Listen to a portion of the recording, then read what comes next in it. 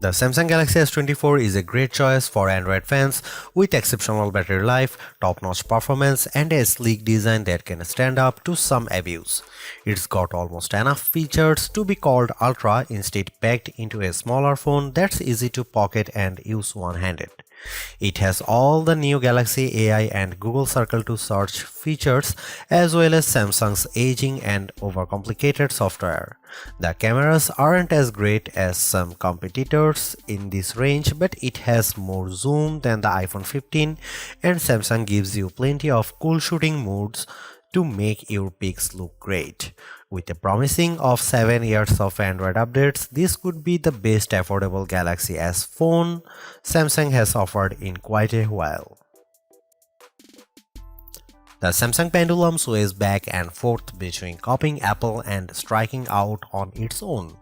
This year, the Galaxy S24 is much closer to the iPhone 15 design than it has been in many years, while the S24 Ultra looks just a bit more unique.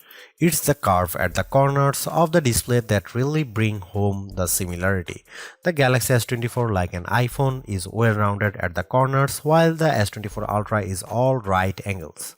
This is not a terrible thing, it just isn't very unique. At least Samsung has some nice colors this year. My review unit came in the cobalt violet color, which is very pretty but a little sad, like the stormy purple Apple once used on its iPhone. More vibrant are the sandstone orange and amber yellow options. I wish they were a bit more saturated and prime, but they do look natural with a nice matte finish and texture to the back glass. The glass is unfortunately Gorilla Glass Victus 2, which was the best of the best last year, but now we have seen Gorilla Armor on the Galaxy S24 Ultra and it's hard to settle for less. My Galaxy S24 review unit already has a scratch on the back glass and I don't have a case for this phone yet. Gorilla Armor is more scratch resistant and Samsung has done a great job reducing reflections and glare, but only on the Ultra model. Samsung still does a great job keeping its phones thin and light. This is no Ultra, and if you want a phone you can use with one hand, the Galaxy S24 is a great option. It's thinner than the iPhone or Google Pixel, and it's also the lightest of the bunch. Usually, a lighter phone means less battery inside, but the Galaxy S24 beats all competitors for battery life, so it's not a concern. Samsung is a perennial favorite when it comes to smartphone displays, and the Galaxy S24 is no disappointment, but it also isn't the clear winner in any aspect. I enjoyed reading web pages, playing games, and editing photos on the smaller screen, and even small text was legible and sharp. The screen was also plenty bright, even in outdoor sunlight, taking photos with the camera. Samsung is not giving us the sharpest display with the Galaxy S24, and it's odd for the company to fall behind a bit. The Google Pixel 8 and iPhone 15 both have a higher pixel density, making them technically sharper, though you might not notice the difference. The Galaxy S24 can get brighter than both of those phones, but OnePlus is pulling some 4500 nit magic out of its hat with the similarly priced OnePlus 12, so Samsung isn't the resounding brightness winner. Overall, I had no complaints about the display unless I'm truly nitpicking. In our official lab tests, the Galaxy S24 had a wider color gamut than any competitor. Samsung is still sticky about Dolby Vision HDR support, which is what Netflix favors, but HDR10 Plus content look great and you can find that on every other major streamer. While I like carrying a smaller phone, the 6-inch display on the Galaxy S24 isn't quite big enough to hold all of Samsung's features. The H panel is turned on by default and it takes up so much room on the side of the phone that it was easy to swipe it open accidentally when I just wanted to use a back swipe gesture. The quick panel also became more complex, and this makes it harder to read and use on the smaller Galaxy S24 display than it was on larger Samsung screens. Overall, more software simplicity would help show off that screen instead of bogging it down with icons and menu clutter. Sure, the Galaxy S24 Ultra is our top camera phone, but that doesn't mean the Galaxy S24 is a slouch. Most of the great work Samsung has done improving its image processing carries through here.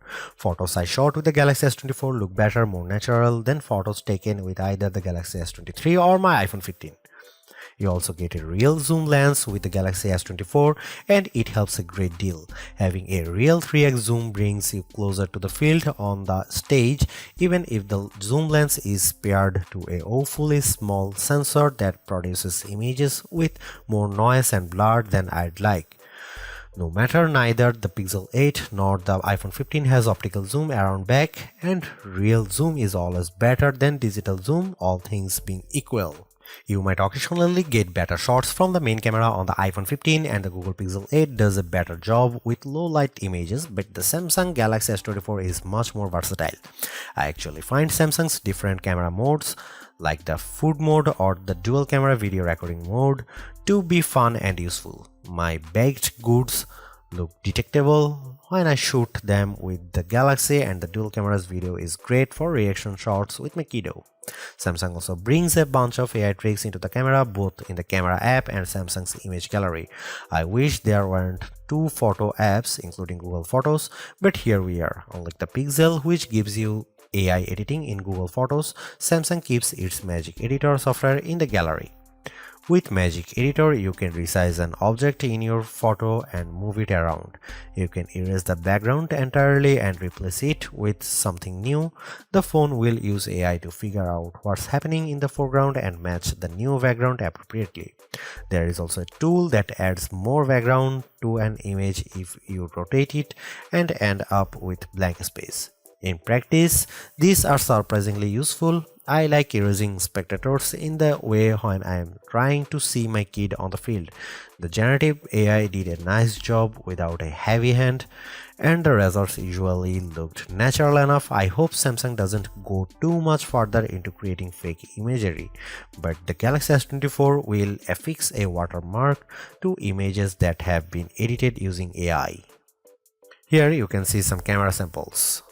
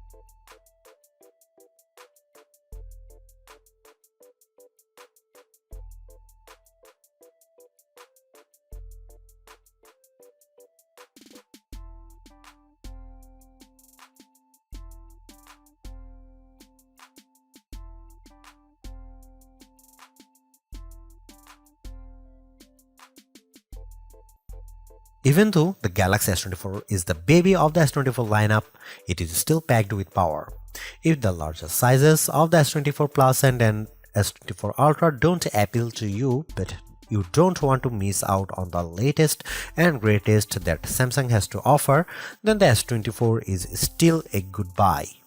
Galaxy AI is one of the big selling points of the entire lineup, and though I wouldn't quite say it's the reason to upgrade, some of the AI features do come in handy. I am mostly referring to Circle to Search and the generative photo editing tools, but the live translate and interpreter features will also be handy in a specific situation. And while the camera hardware hasn't changed, the software behind the image processing has definitely been fine-tuned. It's better now now, in my opinion, with less burned into your retinas, vividness and more realistic hues. There is also a lot to like about the new Snapdragon 8 Gen 3 for Galaxy chip, especially power efficiency. Even though the S24 only has a 4000 mAh cell, it has great battery life, all things considered. Plus, the performance with Android 14 and One UI 6.1 is fast, snappy and responsive enough for pretty much anything you throw at it. If you are due for an upgrade this year, the Galaxy S24 is a good phone on your shopping list. It's not a must-have upgrade if you already have a Galaxy S23, but if you are upgrading from an older model, there is a lot to like here. Thanks for watching, see you in the next one.